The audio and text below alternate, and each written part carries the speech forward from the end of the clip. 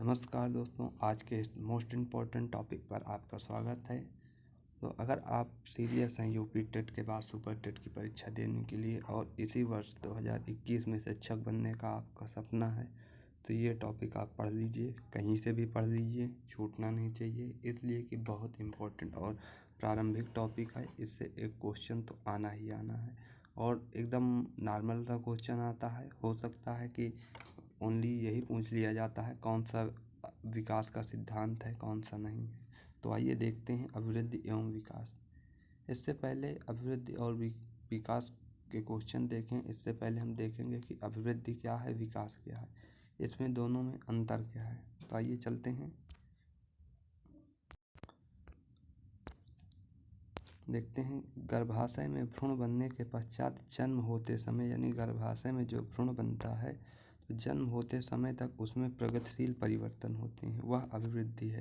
यानी गर्भाशय में भ्रूण बनने से लेकर शिशु बनने तक जो 9 महीने में परिवर्तन होते हैं वह एक अभिवृद्धि है। यानी एक भ्रूण से लेकर एक कितने छोटे पार्ट से लेकर एक शिशु बनने तक जो एक उसमें आकार में परिवर्तन होता है वह अभिवृद्धि है।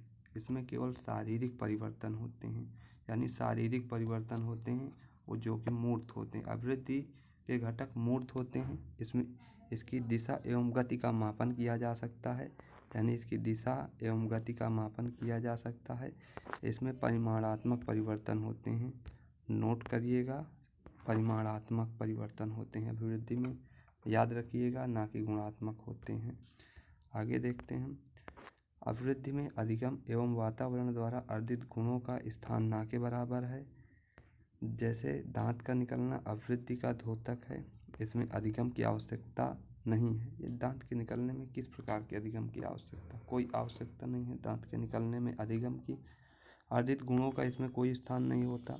अभिवृद्धि एक जैविक क्रिया है जो सभी जीवों में पाई जाती है। अभिवृद्धि एक जैविक क्रिया है, यानी जो जीवित है उसमें अभिवृद्धि होना निश्चित है। एक अगर वृक्ष है तो उसमें भी अभिवृद्धि हो रही है, आपका शरीर है उसमें भी अभिवृद्धि हो रही है। एक बालक, एक 5 साल का बालक अगर 7 साल का हो रहा है तो उसमें अभिवृद्धि हो रही है। तो प्रत्येक क्षण अभिवृद्धि होती रहती है। तो आइए अब विकास देखते हैं। तो दोस्तों देखते हैं विकास।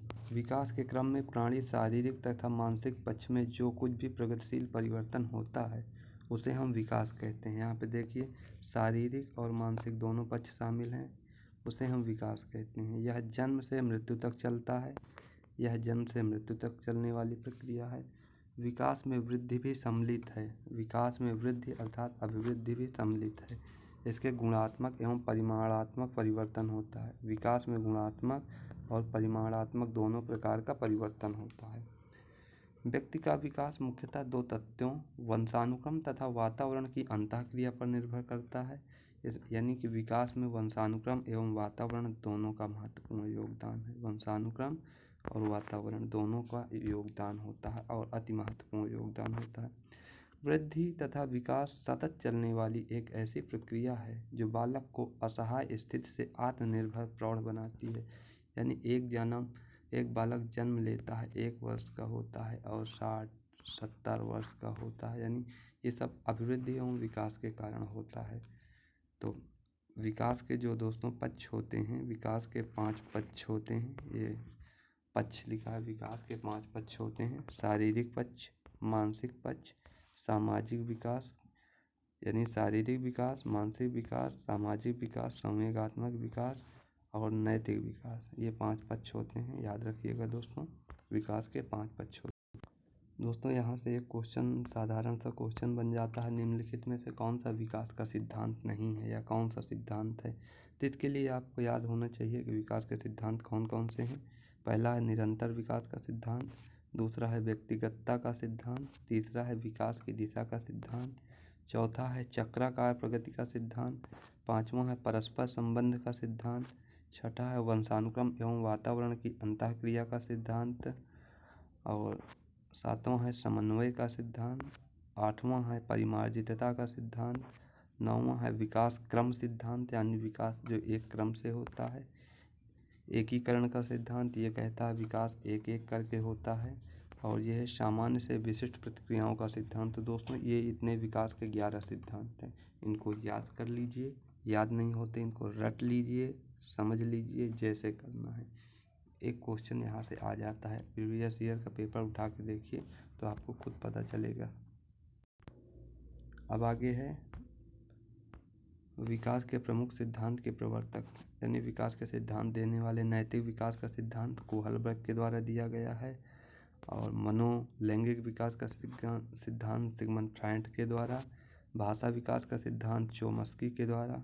संज्ञानात्मक विकास का सिद्धांत जीन पियाजे के द्वारा। मनोसामाजिक विकास का सिद्धांत एरिक्सन के द्वारा। महत्वपूर्ण तथ्य देखते हैं। वृद्धि और विकास के कितने तत्व होते हैं? 2।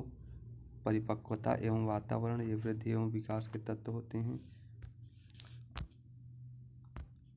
अभिवृद्धि के लिए अधिगम की आवश्यकता नहीं है, नोट कर लीजिएगा। अभिवृद्धि के लिए अधिगम की कोई आवश्यकता नहीं होती। क्यों नहीं होती?